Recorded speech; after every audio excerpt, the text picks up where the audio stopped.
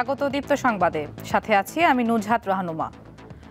রাজধানীর মিটফোর্ডে ব্যবসায়ী সোহাগ হত্যার বিচার দ্রুত বিচার ট্রাইব্যুনালে হবে বলে জানিয়েছেন আইন উপদেষ্টা আসিফ নজরুল।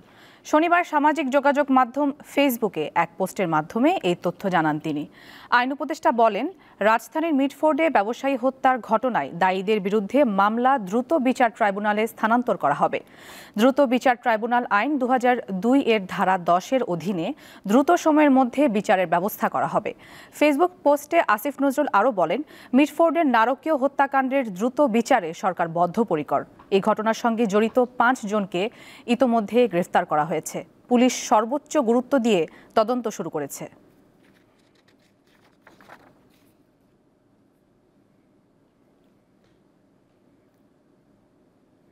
রাজধানীর পুরান ঢাকায় মিটফোর্ডে যুবদল নেতা কর্তৃক ব্যবসায়ীকে নৃশংসভাবে হত্যার প্রতিবাদ এবং সারা দেশে চলমান চাঁদাবাজি ও সন্ত্রাসবাদের বিরুদ্ধে দেশের বিভিন্ন স্থানে বিক্ষোভ মিছিল হয়েছে। শুক্রবার রাত 9:30টার দিকে জাহাঙ্গীরনগর বিশ্ববিদ্যালয়ের বটতলা এলাকা থেকে সন্ত্রাস বিরোধী ঐক্য ব্যানারে মিছিল বের করেন শিক্ষার্থীরা। মিছিলটি বিশ্ববিদ্যালয়ের বিভিন্ন সড়ক ঘুরে পুনরায় বটতলায় গিয়ে শেষ হয়। এ সময় শিক্ষার্থীরা বিএনপির বিরুদ্ধে বিভিন্ন স্লোগান দেন। পরে সংক্ষিপ্ত সমাবেশ করেন শিক্ষার্থীরা। সমাবেশে বক্তারা দ্রুত এই হত্যাকাণ্ডের বিচারের দাবি জানান। নারায়ণগঞ্জেও বিক্ষোভ মিছিল করেছে ইসলামী আন্দোলন বাংলাদেশের নেতাকর্মীরা। শুক্রবার রাত 10:30টার দিকে শহরে বিক্ষোভের পর সংক্ষিপ্ত সমাবেশ করেন তারা। মাদারীপুরের শিবচরেও বিক্ষোভ মিছিল ও প্রতিবাদ সমাবেশ করেছে ইসলামী আন্দোলন বাংলাদেশের নেতাকর্মীরা।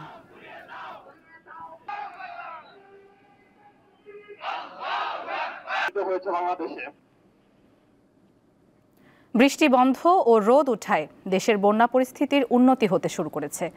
স্মরণকালের ভয়াবহ বন্যার বছর পার না হতেই ফের পানিতে ডুবেছে ফেনীর জনপদ। ফেনীতে বন্যা কবলিত নিম্নাঞ্চল ও নদী তীরবর্তী এলাকার পরিস্থিতি ধীরে ধীরে স্বাভাবিক হচ্ছে। দাগনভূঞা উপজেলার লোকালয়ের কিছু অংশে এখনও পানি আছে, তবে ছাগলনাইয়া ও ফেনী সদরের বেশিরভাগ এলাকায় বন্যার পানি নামতে শুরু করেছে। দুর্গত এলাকায় পানি নামার সঙ্গে ফুটে উঠেছে ক্ষতচিহ্ন। এলাকাগুলোতে খাদ্য ও সুপেয় পানির সংকটে বানভাসী মানুষের ভোগান্তি এখনও কমেনি। ক্ষতিগ্রস্তদের সহযোগিতায় কাজ করছে জেলা প্রশাসন। পানি নেমে যাওয়ার সাথে সাথে ক্ষয়ক্ষতি নিরূপণের চেষ্টা চলছে। নোয়াখালীতে ধীর গতিতে পানি কমতে শুরু করলেও এখনও কমেনি পানিবন্দী মানুষের দুর্ভোগ। পানি নিষ্কাশন ব্যবস্থা, ড্রেনেজ অব্যবস্থাপনার কারণে পানি নামছে ধীর গতিতে। এই পরিস্থিতিতে জেলায় 42,000 পরিবার পানিবন্দী হয়ে 2 লক্ষাধিক মানুষ ক্ষতিগ্রস্ত হয়েছে। আক্রান্ত হয়েছে 9,116 হেক্টর জমির আউশ ধান, আমনের বীজতলা ও সবজি ক্ষেত। ভেসে গেছে মৎস্যঘের, খামার ও অসংখ্য পুকুরের মাছ।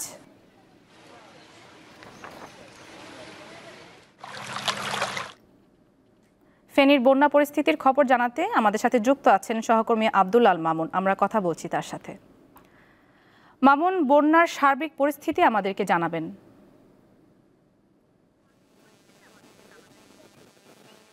নুজহাত, ফেনীর বন্যা পরিস্থিতির কিছুটা উন্নতি হয়েছে। ইতিমধ্যে ফুলগাজী এবং পরশুরামের পানি কিছুটা নেমেছে। অপরদিকে ছাগলনাইয়া এবং ফেনী সদর ও দাগনভূঞা এই অংশগুলোতে পানির পরিমাণ বেড়েছে। তবে বৃষ্টি না থাকায়, রোদ উঠায় বন্যা পরিস্থিতির ক্রমশ উন্নতি হবে বলে আশা করা হচ্ছে। তো এখানে যে ভোগান্তির যে বিষয়টা, ভোগান্তিটা চরম আকার ধারণ করেছে। মানুষের ভোগান্তির আসলে শেষ নেই। যারা আশ্রয় কেন্দ্র থেকে বাড়ি ফিরেছেন তারা কিন্তু গিয়ে দেখছেন যে তাদের ঘর, আসবাবপত্র, খাদ্য সামগ্রী সবকিছু নষ্ট হয়ে গেছে। অনেকের ঘরেই পানিতে ভেসে গেছে। অর্থাৎ কষ্টের আসলে সীমাহীন নিদারুণ এই কষ্ট তারা ভোগ করতে হচ্ছে। আর আরেকটা বিষয় আপনাকে জানাতে চাই যে দুর্যোগ ও ত্রাণ মন্ত্রণালয়ের উপদেষ্টা ফারুক আজম ইতিমধ্যেই ফেনী এসেছেন। তিনি আজকে ফেনীর ফুলগাজী পরিদর্শনে এসেন। বন্যা কবলিত এলাকা পরিদর্শনে এসে উনি সাংবাদিকদের সাথে কথা বলেছেন। তিনি বলেছেন যে এই ফেনীর দীর্ঘদিনের যে সমস্যা, এই সমস্যার সমাধানের জন্য একটা টেকসই বাঁধ নির্মাণের জন্য সেনাবাহিনীকে কাজে লাগানোর কথা ওনার চিন্তা ভাবনা করছেন। জাতীয়ভাবে যদি এই কাজটি করা হয় তাহলে হয়তো এই এলাকার দীর্ঘদিনের মানুষের যে দুর্দশা, বন্যার যে প্রকোপ থেকে তারা যে রক্ষা পাওয়ার যে বন্যা নিয়ন্ত্রণ বাঁধটি, মুহুরী, কহু ও সিলোনিয়া নদীর 122 কিলোমিটার বন্যা নিয়ন্ত্রণ বাঁধ, এই বাঁধটি যদি টেকসইভাবে নির্মাণ করা হয়, সেনাবাহিনী যদি এই বাঁধটি নির্মাণ করে এবং উপদেষ্টা যে কথা বলেছেন, এতে ফেনীর মানুষ আশান্বিত হয়েছে। এ ছিল আমার কাছে আসলে ফেনীর বন্যা পরিস্থিতির সর্বশেষ। দর্শক, ফেনী থেকে জানাচ্ছিলেন সহকর্মী আব্দুল আল মামুন। বিশ্ব স্বাস্থ্য সংস্থা WHO এর দক্ষিণ পূর্ব এশিয়া অঞ্চলের আঞ্চলিক পরিচালক ও বাংলাদেশের ক্ষমতাচ্যুত প্রধানমন্ত্রী শেখ হাসিনার মেয়ে সাইমা ওয়াজেদ পুতুলকে অনির্দিষ্টকালের জন্য বাধ্যতামূলক ছুটিতে পাঠিয়েছে সংস্থাটি। 4 মাস আগে দুর্নীতি দমন কমিশন দুদক পুতুলের বিরুদ্ধে প্রতারণা, ক্ষমতার অপব্যবহার এবং জালিয়াতির অভিযোগ এনে 2টি মামলা করে। বাংলাদেশে পুতুলের বিরুদ্ধে মামলা থাকায় এমন পদক্ষেপ নেওয়া হয়েছে বলে এক প্রতিবেদনে জানিয়েছে হেলথ পলিসি ওয়াচ। গতকাল শুক্রবার থেকেই এটি কার্যকর হয়েছে বলেও জানানো হয়েছে। এছাড়া প্রতিবেদনে বলা হয়, বিশ্ব স্বাস্থ্য সংস্থার মহাপরিচালক ডক্টর টেড্রোস আধানম ঘেব্রেয়েসাস শুক্রবার এক অভ্যন্তরীণ ইমেইলে কর্মীদের এ তথ্য জানিয়েছেন। ইমেইলে তিনি জানান, শুক্রবার থেকেই সাইমা ওয়াজেদ পুতুল ছুটিতে থাকবেন এবং তার স্থানে 15 জুলাই থেকে WHOর সহকারী মহাপরিচালক ডক্টর ক্যাথরিন বোহেম স্থলাভিষিক্ত হবেন।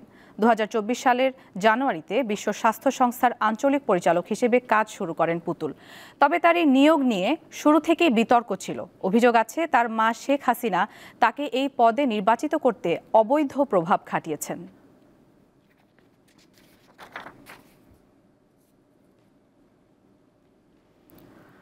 জন বাংলাদেশি শিল্পীর চিত্রকর্ম নিয়ে রাজধানীতে শুরু হয়েছে চিত্র প্রদর্শনী 10 শেডস। শুক্রবার বিকেলে ধানমন্ডির অ্যালিয়ান্স ফ্রান্সেস দ্য ঢাকার গ্যালারি জুমে এই মনোমুগ্ধকর চিত্র প্রদর্শনীর উদ্বোধন করা হয়। শিল্পীরা জানান, 10 শেডস একটি শক্তিশালী শিল্পভাষার প্রকাশ, যা ব্যক্তিক শিল্পদৃষ্টি ও সমষ্টিগত সুরের মেলবন্ধন ঘটায়। এই শিরোনামটি একটি রূপক হিসেবে ব্যবহৃত হয়েছে, যা প্রতিটি শিল্পীর চিন্তা, পটভূমি ও নান্দনিক দৃষ্টিভঙ্গির বৈচিত্র্যকে তুলে ধরে। 10 শেডস কেবল দৃষ্টিনন্দন নয়, এটি অনুভূতি, স্মৃতি ও কল্পনার এক সম্মিলিত যাত্রা বলেও জানান শিল্পীরা। প্রদর্শনী চলবে 21 জুলাই পর্যন্ত।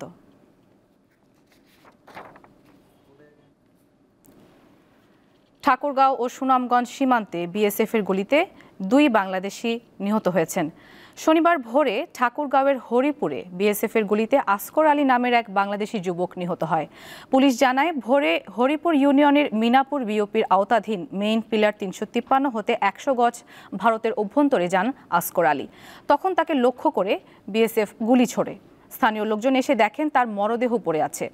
শুক্রবার মধ্যরাতে সুনামগঞ্জের দোয়ারাবাজার উপজেলার বাগানবাড়ি সীমান্তে বিএসএফের গুলিতে শফিকুল ইসলাম নামের এক বাংলাদেশি নিহত হয়েছেন। পুলিশ জানায়, রাতে শফিকুল ইসলাম সহ কয়েকজন বাগানবাড়ি সীমান্ত দিয়ে ভারত থেকে গরু আনতে যায়। এ সময় বিএসএফ গুলিতে তারা মারা যান।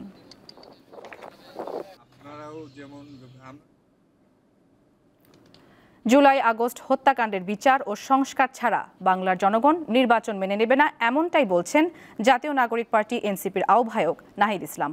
শুক্রবার যশোরে জুলাই পদযাত্রায় তিনি আরও বলেন, তারা কোনো দলের হুমকিতে ভীত নন। দলটির অন্য নেতারা বলেন, গণঅভ্যুত্থানের দাবির প্যাকেজ বাস্তবায়ন না হলে ঐক্যবদ্ধভাবে রুখে দাঁড়াতে হবে। জুলাই পদযাত্রা কর্মসূচির 11তম দিনে শুক্রবার যশোরে পৌঁছান জাতীয় নাগরিক পার্টি এনসিপির নেতাকর্মীরা। দুপুরে জুলাই গণঅভ্যুত্থানে শহীদ পরিবারের সদস্য ও আহতদের সঙ্গে সাক্ষাৎ করেন নতুন এই রাজনৈতিক দলের নেতারা। পরে স্থানীয় মডেল মসজিদে জুমার নামাজ শেষে পদযাত্রায় অংশ নেন তারা। এ সময় কেন্দ্রীয় নেতারা বক্তব্য রাখেন। তারা হত্যাকাণ্ডের বিচার ও রাষ্ট্র সংস্কার নিশ্চিতের দাবি জানান। এনসিপিকে নির্বাচন বিরোধী বানিয়ে দেওয়া হচ্ছে। আমরা এনসিপি সবচেয়ে প্রগতিশীল এবং নির্বাচনের জন্য সবচেয়ে যদি কেউ কথা বেশি বলে থাকে সেটা হচ্ছে এনসিপি। আমাদের ঐক্যবদ্ধভাবে আমাদেরকে পরবর্তী বাংলাদেশের নেতৃত্ব দিতে হবে। পরবর্তী যেই সংকটগুলো ঘনীভূত হচ্ছে সেগুলোতে আমাদের একসাথে লড়াই করতে হবে। আমরা সে লড়াইয়ের জন্য প্রস্তুত আছি। ছাত্ররা জীবন দেয়, রক্ত দেয়, আর কিছু রাজনৈতিক দলের ফায়দা লোটে। এবার আন্দোলন হলো, ওরা চেয়েছিল আন্দোলনের পরে আমরা ঘরে ফিরে যাব, কিন্তু বাংলাদেশ রাষ্ট্রটাকে গড়ার জন্য আমরা যখন রাজপথে ছড়িয়ে পড়েছি তখন তাদের মধ্যে ভয় ঢুকে গেছে। এনসিপির আহ্বায়ক বলেন, একটি দল নিজেদের স্বার্থ হাসিলের জন্য জনতার ভয় দেখাচ্ছে। একটি রাজনৈতিক দল তাদের লক্ষ লক্ষ কোটি কোটি মানুষের কথা আমাদের বলে। এই কোটি কোটি মানুষের দল নাকি তাদের? এই কোটি কোটি মানুষ, লক্ষ লক্ষ মানুষ আমাদেরকে দেখায় না। আমরা ফ্যাসিবাদের আমলে দেখেছি কার কত মানুষ ছিল এবং সেই মানুষেরা কত কত আন্দোলন করে দিয়েছিল। নির্বাচনের আগে জুলাই হত্যাকাণ্ডের সুরাহার ওপর গুরুত্বারোপ করেন এই তরুণ নেতা। নির্বাচনকে পিছিয়ে দেওয়ার চক্রান্ত করা হচ্ছে। আমরা বলেছি বিচার সংস্কার এবং নির্বাচন আমরা চাই। বিচার সংস্কার ছাড়া নির্বাচন বাংলার জনগণ মেনে নেবে না। যারা বিচার সংস্কার ছাড়া নির্বাচনের পরিকল্পনা করে তারাই নির্বাচনকে পিছিয়ে দেওয়ার ষড়যন্ত্রে লিপ্ত। নতুন বাংলাদেশ গড়তে দুর্নীতি ও মাদকের বিরুদ্ধে ছাত্র জনতাকে রুখে দাঁড়ানোর আহ্বান জানান নাহিদ ইসলাম। মেহেদী হাসান, দীপ্ত সংবাদ, ঢাকা। কূটনৈতিক পর্যায়ে সংস্কার আনতে মার্কিন পররাষ্ট্র দপ্তরের ১,৩০০-এর বেশি গুরুত্বপূর্ণ কর্মকর্তাকে চাকরিচ্যুত করেছে ট্রাম্প প্রশাসন। গতকাল শুক্রবার থেকে এই ছাঁটাই প্রক্রিয়া শুরু হয়েছে। সংস্থাটির নোটিশ অনুযায়ী ১,৩৫৩ জন ছাঁটাইকৃত কর্মকর্তার ১,১৬০ জন সিভিল সার্ভিস ও ২৪৬ জন ফরেন সার্ভিস অফিসার রয়েছেন। আরও প্রায় ১,৬০০ কর্মী স্বেচ্ছায় পদত্যাগ করছেন বলে জানানো হয়েছে। পররাষ্ট্র দপ্তরের এক অভ্যন্তরীণ বিবৃতিতে বলা হয়েছে, কার্যক্ষমতা বৃদ্ধির লক্ষ্যে এমন পদক্ষেপ নেওয়া হয়েছে। মার্কিন পররাষ্ট্র দপ্তরের একজন সিনিয়র কর্মকর্তা বলেন, স্বেচ্ছায় পদত্যাগ সহ মোট ৩,০০০ কর্মীকে ছাঁটাই করা হবে। যুক্তরাষ্ট্র সরকারিভাবে যে ১৮,০০০ কর্মী ছাঁটাইয়ের পদক্ষেপ গ্রহণ করেছে, এটি তারই অংশ। এছাড়া সংস্কারের আওতায় শত শত ব্যুরো ও অফিস একীভূত, বাতিল বা অন্য নতুন কাঠামোয় রূপান্তর করা হচ্ছে। বিশেষজ্ঞরা বলছেন, এমন পদক্ষেপ বিদেশে যুক্তরাষ্ট্রের প্রচার সক্ষমতা দুর্বল করবে।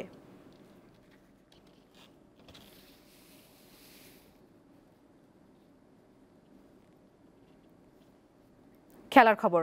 শ্রীলঙ্কাকে প্রথম ম্যাচে ৯-১ গোলে উড়িয়ে অনূর্ধ্ব-২০ নারী সাফ চ্যাম্পিয়নশিপে নিজেদের সক্ষমতার প্রমাণ দিল বাংলাদেশের মেয়েরা। কিন্তু এমন গোল বন্যার উৎসবের দিন দর্শক উপস্থিতি ছিল হতাশাজনক।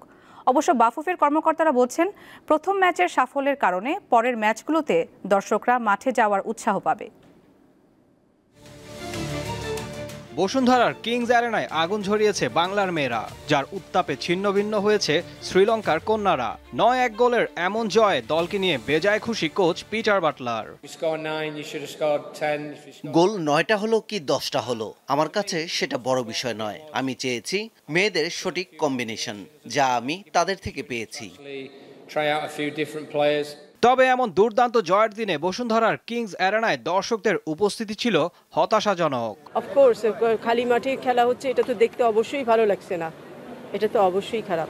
আসলে মার্কেটিং এর সাথে কথা বলা বেটার, কারণ এটার কাজ আমি করি না, তো মার্কেটিং কি করছে অ্যাকচুয়ালি আমি জানি না। মূলত প্রচারে ঘাটতি থাকায় এমনটা হয়েছে বলে মনে করেন বাফুফে কর্তারা। সাফ থেকে করে সাধারণত, এখানে আমরা খালি হোস্ট রোল প্লে করি, এটা সম্পূর্ণ সাফ করে। সো এই ব্যাপারে আপনি সাফ থেকে জানতে পারবেন। বাট আমাদের তরফ থেকে আমরা বিশ্বাস করি, যেহেতু আজকে ফার্স্ট খেলা শুরু হয়েছে এবং একটি ভালো রেজাল্ট দিয়ে শুরু হয়েছে, আমি মনে করি সন্ধ্যার দিকে যে খেলাগুলি হবে, স্পেশালি বাংলাদেশের দলের খেলায়, আমি বিশ্বাস করি আরো আস্তে আস্তে আপনি দেখবেন ভালো ক্রাউড আসবে ইনশাআল্লাহ। মেয়েদের এমন চমকপ্রদ খেলায় উচ্ছ্বসিত ফুটবল প্রেমীরা। বাংলাদেশের এই খেলোয়াড়রা অনেক দূর এগিয়ে যাবে বলে তাদের প্রত্যাশা। বাংলাদেশ শ্রীলঙ্কার সাথে যে ম্যাচ হারছে ক্রিকেটে, সেইটার প্রতিশোধই নিল বাংলাদেশ ওমেন্স টিম। তাদের অ্যাপ্রোচ, গতি অনেক ভালো, কোয়ালিটিফুল, অনেক ভালো খেলেছে। আর আশা করি ভবিষ্যতেও অনেক ভালো খেলবে, আশা আমরা করতে পারছি। মানে এই ম্যাচে একটা ইন্টারন্যাশনাল ম্যাচে অনেক দর্শক হওয়ার কথা, সেখানে অনেক কম দর্শক। 13 জুলাই নেপালের বিপক্ষে সন্ধ্যা 7টায় দ্বিতীয় ম্যাচে মুখোমুখি হবে বাংলাদেশ। ঈশান হাসান, দীপ্ত স্পোর্টস।